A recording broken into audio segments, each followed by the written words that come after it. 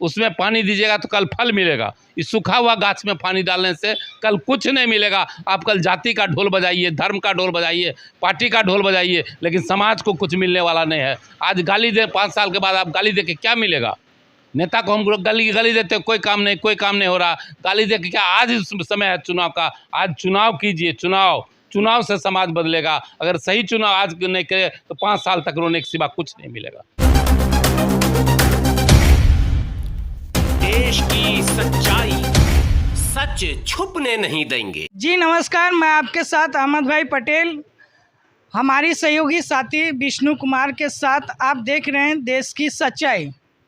बेगूसराय लोकसभा चुनाव को लेकर जाने का प्रयास करेंगे। हमारे साथ मौजूद है समाज सेवी दिलीप सिन्हा जी, हमारे साथ मौजूद हैं। आइए हम जानने का प्रयास करेंगे बेगूसराय लोकसभा सीट को लेकर खास करके क्या हलचल है। देखिए, समाज की सच्चाई के साथ हम भी हैं, और जो सच्चाई का साथ नहीं देगा वो समाज में कहाँ जाएगा। हम पूरे परिवार, आपके पूरे टीम, पूरे परिवार को हम बधाई देते हैं। अहमद जी, आज विष्णु जी भी हमारे सामने हैं। निश्चित रूप से हम आमने सामने होकर आपसे बातचीत कर रहे हैं। आप जान लीजिए कि चुनाव के समय पर आप आए हैं। चुनाव जीवन में, चुनाव शब्द जो है जीवन में हर पल में होता है। आप साग सब्जी खरीदने जाते हैं तो वहाँ चुन के लाते हैं। ताज़ा साग खरीदते हैं, सड़ा हुआ को छांट देते हैं, गला हुआ को छांट देते हैं। ताज़ा साग सब्जी एक रात घर में बनता है। अरे एक रात पिल्लू वाला खा लीजिए तो कोई मरेगा नहीं, लेकिन ताज़ा चुन के लाते हैं।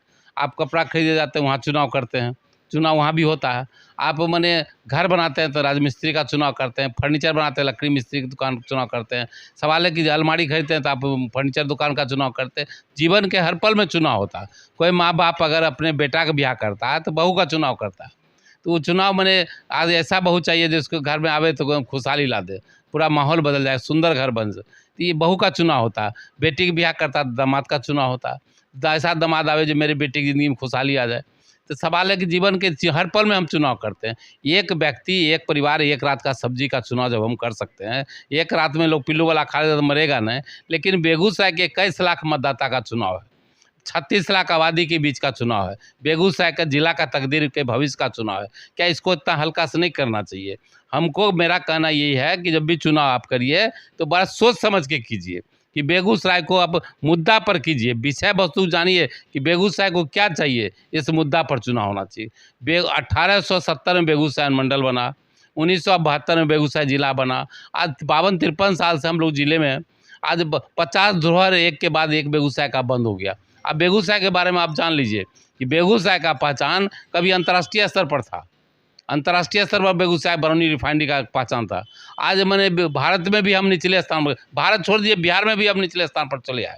आज हमसे बढ़िया ज़िला मुजफ्फरपुर है, हमसे बढ़िया ज़िला गया है, हमसे बढ़िया ज़िला पटना है, हमसे बढ़िया भागलपुर है जहाँ सिल्क सिटी है, हमसे बढ़िया पूर्णिया जहाँ हवाई जहाज उड़ रहा है, दरभंगा हमसे बढ़िया हवाई जहाज उड़ रहा है। हम तो बिहार में भी निचले पायदान पर चले आए। अब अभी भी ये, इसके लिए मूल चीज़ है कि इसके लिए दोषी कौन है। हम नेता को कभी दोषी नहीं मानते। इसका मूल चीज़ है कि हमारा चुनाव गलत होता है। हम चुनाव गलत करेंगे तो सही का उम्मीद कैसे करेंगे? बेगूसराय में अभी हमारे माननीय जो सांसद हैं, मंत्री, केंद्रीय मंत्री हैं, वो बाबू गिरिराज सिंह हैं। गिरिराज सिंह जब मंत्री बने तो आप जान लीजिए कि बेगूसराय का कई कार्यालय, बेगूसराय दर्जनों कार्यालय बेगूसराय बंद करके दूसरे जिला चला गया। नहीं पक्ष को मतलब रहा, नहीं विपक्ष को मतलब रहा। आप पोखरिया में चले जाइए, भोला सिंह के बगल में पशु का गव विकास कार्यालय, बेगूसराय बंद हो गया। और जाके कार्यालय गंगा के पार जाके लखीसराय में खुल गया। ये हमारा राजनीति है, हमारा सांसद है। बेगूसराय में बालगिरी, बालिकागिरी, जहाँ जो भी लड़के लड़कियाँ मिल पकड़ाते हैं उनको वहाँ सुरक्षित रखा जाता है। बेगूसराय कार्यालय जबंद कर दिया गया, जमुई में जाकर शिफ्ट कर दिया गया। अब लाखों लाख कर्मचारी यहाँ काम करते हैं। कर्मचारी बीमा निगम का कार्यालय बेगूसराय बंद हो गया, हाथीदह में जाकर चला गया। बेगूसराय में श्री विष्णु होटल में खिलाता पर्यटन का कार्यालय बेगूसराय बंद हो गया, पटना शिफ्ट हो गया। अरे क्या तमाशा है। बेगूसराय मंडी रेशम उद्योग यहाँ है, इसका प्रधान कार्यालय मुजफ्फरपुर चल रहा है। बेगूसराय में सर्वाधिक सेल टैक्स हम देते हैं, सेल टैक्स का कमिश्नरी कार्यालय दरभंगा में चल रहा है। बिहार में सबसे ज़्यादा सेल टैक्स हम देते हैं, इनकम टैक्स हम देते हैं, और इनकम टैक्स का कमिश्नरी कार्यालय, प्रधान कार्यालय चल रहा है भागलपुर में। ये क्या मजाक है? ये कौन सा लीडरशिप है? चाहे पक्ष हो चाहे विपक्ष हो, हम साफ कहना चाहते हैं कि आप बेगूसराय के मुद्दे पर आप वोट कीजिए। बेगूसराय, हम कहते हैं लड़के लड़कियों का यहाँ लड़ाई चल रहा है कि बेगूसराय को विश्वविद्यालय बनाने का। अब बेगूसराय भी हम लोग डिमांड दिए हैं कि बेगूसराय को आप कमिश्नरी घोषित कीजिए और कमिश्नरी बनना चाहिए। और लड़का लोग लड़ रहा है कि बेगूसराय में विश्वविद्यालय बनाओ, विश्वविद्यालय दिनकर विश्वविद्यालय बनाओ। लेकिन आप जान लीजिए नेता और वकील दोनों खराब जात होते हैं।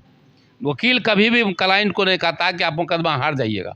जिस समय पता चल जाएगा कि क्लाइंट वकील का हार जाइएगा, फाइल लेकर भाग जाएगा, उसकी आमदनी बंद हो जाएगी। और नेता कभी नहीं कहता कि गलत आंदोलन है, उसको पता चल जाएगा कि आंदोलन वो नेता से नहीं कम होगा, वो नेता छोड़ देगा। तो नेताजी अपने नेतागिरी चमकाने के लिए लड़की को भटका रहे हैं बेगूसराय में कि विश्वविद्यालय वहीं बनेगा जहाँ कमिश्नरी बनेगा। बिहार में 99 विश्वविद्यालय 99% कमिश्नरी लेवल पर है। आप देख लीजिए, पटना विश्वविद्यालय पटना कमिश्नरी में है, मिथिला विश्वविद्यालय दरभंगा कमिश्नरी में है, मगध विश्वविद्यालय गया कमिश्नरी में, भागलपुर विश्वविद्यालय भागलपुर कमिश्नरी में, पूर्णिया विश्वविद्यालय पूर्णिया कमिश्नरी, 99% विश्वविद्यालय कमिश्नरी लेवल पर है। अब बेगूसराय का लड़का लड़की लड़ाई कर रहा है कि दिनकर विश्वविद्यालय बनाओ, मुंगेर हम लोग का कमिश्नरी, वहाँ भी खुल जाता, बिना लड़ाई खुल जाता। बेगूसराय विश्वविद्यालय परमंडल बनेगा, यहाँ अपने आप विश्वविद्यालय खुलेगा। ये नेता के चक्कर में नहीं पड़ना। बेगूसराय के लोगों से कहेंगे कि अगर बेगूसराय का डेवलपमेंट देखना है तो आप सोचिए यहाँ विश्वविद्यालय कैसे बनेगा। यहाँ जैसे परमंडल बनेगा, जितना ऑफिस आप 100-200 सरकारी ऑफिस देखते हैं, सबके ऊपर परमंडलीय कार्यालय खुल जाएगा।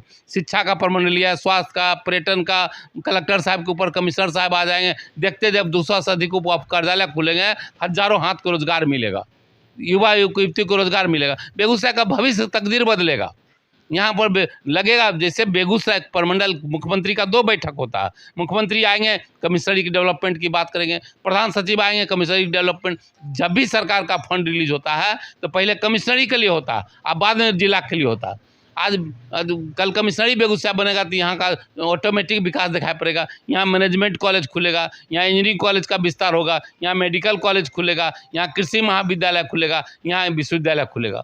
ये टर्म जब इतना कार्यालय खुलेगा, हजार लोग को रोजगार मिलेगा, तो परमंडल की मांग होना चाहिए। और नेताजी को चाहिए कि परमंडल का मांग, चुनाव का समय है, हम पक्ष विपक्ष दोनों से कहना चाहते हैं, जो भी उम्मीदवार कराएं सबसे कहना चाहते हैं कि आप चुनाव में एजेंडा दीजिए, घोषणा पत्र जारी कीजिए कि आप हमारा सांसद बनने के लिए तैयार हैं। 5 साल में आप क्या कीजिएगा, आप घोषणा दीजिए कि हम लोग चुनाव के बाद मतदाता देखेगी कि आपने घोषणा किया है, हम आपको जिता के भेजे हैं, 5 साल में अपने बात को कितना प्रतिशत सफल होते हैं। आपके भी जवाब दिए और जनता भी आपके ऊपर नज़र रखेगा। अगले बार आपके काम के आधार पर वोट होगा। काम का पक्ष का भी काम देखना, विपक्ष का काम का प्रतियोगिता होना चाहिए। जब से जात का प्रतियोगिता शुरू हो गया, पार्टी का प्रतियोगिता शुरू हो गया, धर्म का प्रतियोगिता शुरू हो गया, ये बैकवर्ड और फॉरवर्ड का, हिंदू मुसलमान का प्रतियोगिता शुरू कराया जा रहा है, तब से समाज का विनाश और विकृति हो रहा है। आज क्या कारण है कि इतने बड़े चुनाव में कई मुद्दा समाज से गायब है, मुद्दा की बात ही नहीं हो रहा। सामाजिक मुद्दा नहीं है, सामाजिक मुद्दा ही नहीं। समाज का 5 साल हमारे सांसद क्या करेंगे? किसी पार्टी ने घोषणा पत्र नहीं दिया कि बेगूसराय में 5 साल के बाद क्या होगा। क्यों हम उनको वोट की बात करते हैं? हम तो उससे अच्छा निर्दलीय प्रत्याशी को मानते हैं, इंद्रजीत राय को, जिन्होंने घोषणा दिया कि हम चुनाव जीतेंगे तो हम 5 साल में ये सब काम करेंगे। बेगूसराय परमंडल का मांग, चुनाव का समय है, हम पक्ष विपक्ष दोनों से कहना चाहते हैं, जो भी उम्मीदवार कराएं सबसे कहना चाहते हैं कि आप चुनाव में एजेंडा दीजिए, घोषणा पत्र जारी कीजिए कि आप हमारा सांसद बनने के लिए तैयार हैं। 5 साल में आप क्या कीजिएगा, आप घोषणा दीजिए कि हम लोग चुनाव के बाद मतदाता देखेगी कि आपने घोषणा किया है, हम आपको जिता के भेजे हैं, 5 साल में अपने बात को कितना प्रतिशत सफल होते हैं। आपके भी जवाब दिए और जनता भी आपके ऊपर नज़र रखेगा। अगले बार आपके काम के आधार पर वोट होगा। काम का पक्ष का भी काम देखना, विपक्ष का काम का प्रतियोगिता होना चाहिए।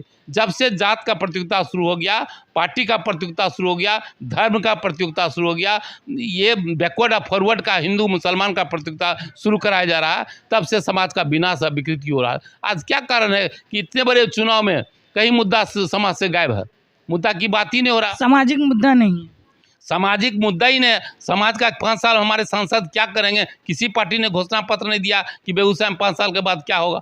क्यों हम उनको वोट की बात करते हैं? हम तो उससे अच्छा निर्दलीय प्रत्याशी को मानते हैं, इंद्रजीत राय को, जिन्होंने घोषणा दिया कि हम चुनाव जीतेंगे तो हम 5 साल में ये सब काम करेंगे, बेगूसराय के लिए करेंगे, हम परमंडल के लिए लड़ेंगे। आज समाज का सबसे निरीह व्यक्ति कौन होता है बताइए? वृद्धा होता है, विकलांग होता है, जिसको दिव्यांग हम कहते हैं, और विधवा होता है। सबसे निरीह व्यक्ति होता है जिसको मैंने, आप सोच लीजिए पूरे भारत में कहीं उनको 1500 पेंशन है, कहीं 2000 है, कहीं 2500 है, कहीं 3000। अब बिहार में 400 रुपया है। कितना बड़ा 400 रुपये में आप 1 महीना पानी नहीं पी सकते हैं। और उसको 400 रुपया पेंशन भीख के रूप में दे रहे हैं। ये क्या मजाक है? आप हम चाहेंगे कि मांग आना चाहिए। और इंद्रजीत राय ने कहा कि हम जीतेंगे तो 3,000 रुपया 2,500 तक पेंशन करवाएंगे। सवाल है कि मुद्दे की बात होना चाहिए। ये तमाम लोग बूढ़ा हो चुके हैं, बूढ़ा सूखा हुआ गाछ है, सूखा हुआ गाछ कभी फल नहीं देता, उसमें कितनों वोट डाल दीजिए, पानी डाल दीजिए, उससे फल नहीं फलने वाला। इंद्रजीत राय नौजवान है, उसमें डालिए पानी, उसको दीजिए वोट, वो देखिए कि जो फल देगा। शायद वो पूरा परिवार अपना शरीर दान कर चुके हैं, वो अपने जीने पर भी सेवा करते हैं, मरने के बाद भी उनका एक शरीर का एक अंग जो बचना चाहते हैं उनके लिए लगेगा, बाकी मेडिकल कॉलेज लगे। इतना बड़ा जो त्याग कर दिया, त्यागी पुरुष को हम अगर एक वोट नहीं दे सकते हैं? हम जाति को खोज रहे हैं, पार्टी खोज रहे हैं, धर्म को खोज रहे हैं। इसलिए ईमान की बात कीजिए और इंद्रजीत राय को एक एक वोट दीजिए। अगर नहीं पसंद है तो आपकी मर्जी, आपका चुनाव। बेगूसराय के जनता से अपील नहीं, बाकी हम बेगूसराय के तमाम 21 लाख मतदाता कहेंगे कि सभी पार्टी को बोलिए घोषणा पत्र देने के लिए कि 5 साल में आप क्या काम कीजिएगा। वो घोषणा पत्र के आधार पर उनका काम देखिए कि 5 साल में ये आपको जिसका पसंद आए उसको वोट दीजिए। हम ये कहेंगे। इंद्रजीत राय नौजवान है इसलिए हमने उसकी चर्चा किया, समाज से भी पूरा परिवार है इसलिए मैंने चर्चा किया कि इंद्रजीत राय युवक है, उगता हुआ सूरज है, भविष्य है। उस भविष्य में नया पौधा है, उसमें पानी दीजिएगा तो कल फल मिलेगा। इस सूखा हुआ गाछ में पानी डालने से कल कुछ नहीं मिलेगा। आप कल जाति का ढोल बजाइए, धर्म का ढोल बजाइए, पार्टी का ढोल बजाइए, लेकिन समाज को कुछ मिलने वाला नहीं है। आज गाली दे, 5 साल के बाद आप गाली दे के क्या मिलेगा? नेता को हम लोग गाली देते, कोई काम नहीं हो रहा, गाली दे के क्या? आज समय है चुनाव का, आज चुनाव कीजिए। चुनाव से समाज बदलेगा। अगर सही चुनाव आज नहीं करे तो 5 साल तक रोने के सिवा कुछ नहीं मिलेगा। ये इसी शब्दों के साथ हम चाहते हैं कि जो भी आप मतदाता हैं इसको सोचिए, समझिए, अपने विवेक से निर्णय कीजिए। बहुत बहुत शुक्रिया सर हमसे बात करने के लिए।